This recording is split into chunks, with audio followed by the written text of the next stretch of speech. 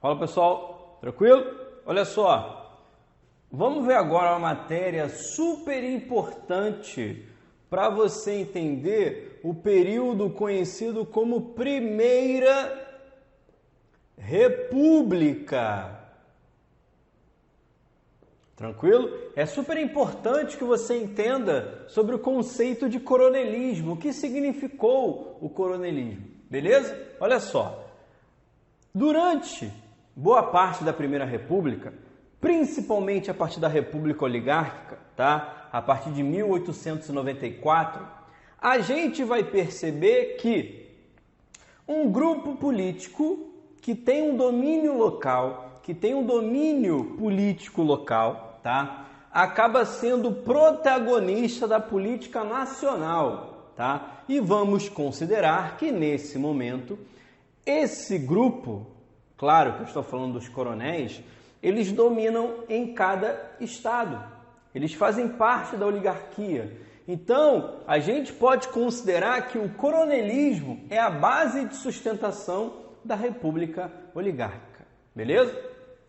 Mas, Renan, como é que esses caras vão dominar a política? É do nada? Não, claro que não, né? Não é do nada. A origem do coronelismo vai até a época do período regencial, tá? Em 1831, a Guarda Nacional é criada no Brasil. Por quê? Em 1831, Dom Pedro II abdicou o trono em favor de seu filho, Dom Pedro de Alcântara, que na época só tinha 5 anos e não poderia assumir como imperador, beleza?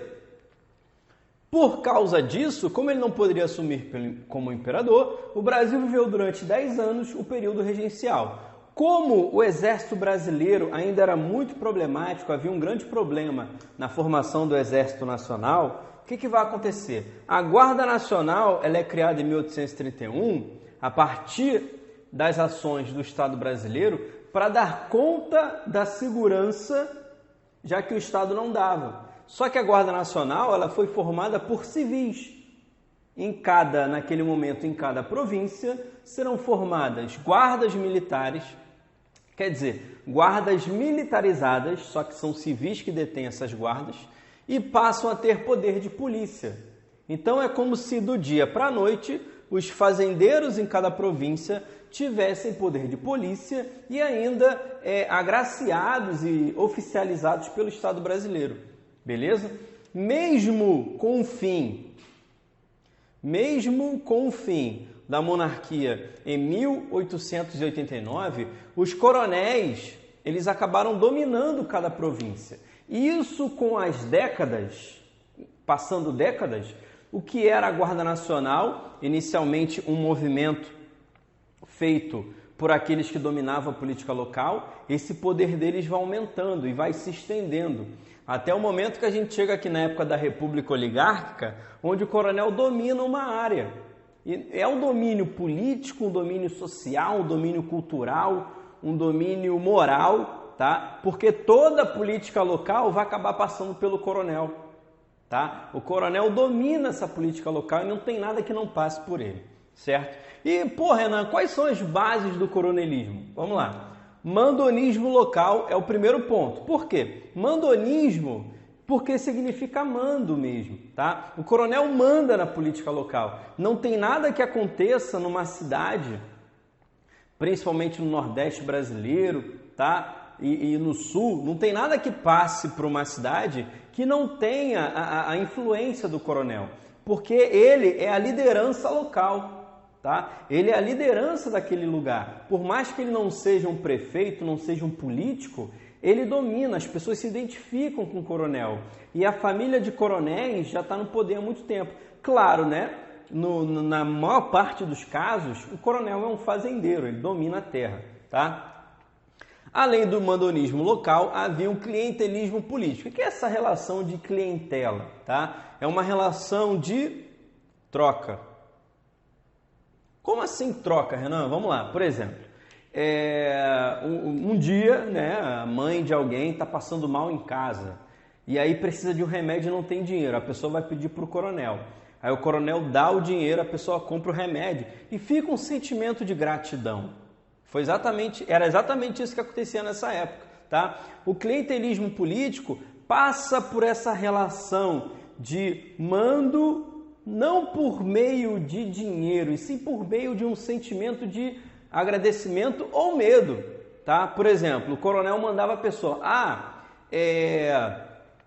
vota naquele candidato aí, a pessoa, não vou votar. Como assim você não vai votar, tá? E o coronel, ele sempre estava armado, ou seja, era uma relação que ao mesmo tempo poderia ser uma relação de gratidão por algum tipo de benefício que o coronel possa ter feito para essa pessoa e para essa família, e ao mesmo tempo uma relação de medo, porque você sabe que se você não obedece ao coronel, alguma coisa pode acontecer, já que ele está praticamente acima da lei. Tranquilo? Terceiro ponto é o chamado voto de cabresto. O voto de cabresto, ele é uma consequência do voto aberto. Tá? Hoje em dia a gente tem um voto secreto, certo? Então ninguém sabe em quem você vota. Só que na época o voto era completamente aberto. As pessoas olhavam em quem você votava. Então, se o coronel te mandar votar no candidato X e você não vota, o coronel vai ficar sabendo. O coronel mora na cidade, o coronel sabe onde você mora, o coronel conhece a sua família. Então, havia uma certa ameaça velada que nem sempre se concretizava, mas havia um medo que pairava nessas cidades, beleza? E o voto de cabresto, o que significa voto de cabresto? Porque é um voto controlado, é um voto a mando do coronel. Tranquilo? E o quarto ponto é o chamado curral eleitoral. O que significa esse curral eleitoral? São as pessoas que o coronel domina. Então ele sabe, se você quiser, sei lá, o coronel vai fazer um acordo com um político.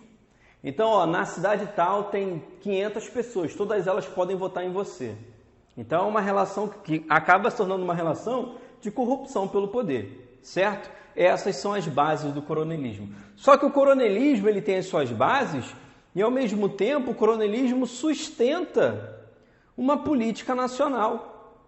A política dos governadores é uma política nacional. O que é isso? Vamos lá. Principalmente a partir do governo do Campos Salles, que quem estabelece as bases para a república oligárquica, o que vai acontecer? Os coronéis, por meio do voto de cabresto, eles indicam aqueles candidatos que a população tem que votar. Então, tem que votar no candidato X, no candidato Y, porque tem que votar, por conta dessas relações que eu já expliquei. Tranquilo? Aí vota no prefeito do coronel, no governador do coronel e no presidente do coronel. Todo mundo é eleito graças ao coronel. Quando chega na esfera nacional, o presidente apoia todos os governadores e os governadores apoiam o presidente. Não havia oposição no Brasil. Todo mundo se apoia porque todo mundo era fazendeiro. Tranquilo? Essa é a base da política dos governadores. Renan, e se um cara fosse eleito, um cara que não fazia parte do grupo dos coronéis fosse eleito, e aí ia dar problema? Então, havia a chamada Comissão Verificadora de Poderes. Cada político eleito ganhava um diploma. Beleza? Esse diploma valia para que você pudesse tomar o seu cargo, seja como deputado, governador, prefeito. E claro que esses membros do judiciário eram relacionados com o coronel, eram relacionados com os governadores, com os políticos, com os fazendeiros. Então, se fosse eleito um cara que não era desse grupo, ele não era diplomado e não assumia o poder. Deu para entender? Era todo um sistema voltado para favorecer os coronéis e para favorecer os fazendeiros. Tranquilo? Mais duas coisas que eu preciso falar sobre a produção cafeeira. A gente vai ver que durante essa república oligárquica, entre 1894 e 1930, vai haver um predomínio do PRP, do Partido Republicano Paulista. Então os paulistas vão dominar a República Brasileira. Claro, também em bases coronelistas.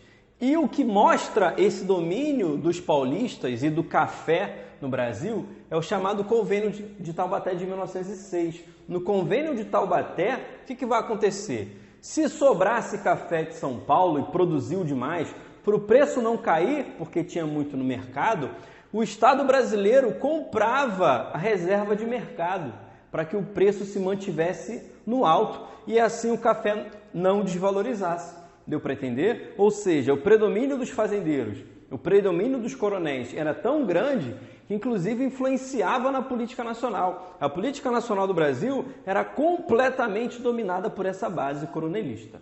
Isso aqui é importante pra caraca, hein? Beleza? Tranquilo? Então é isso, gente. Valeu, fica bem e abraço.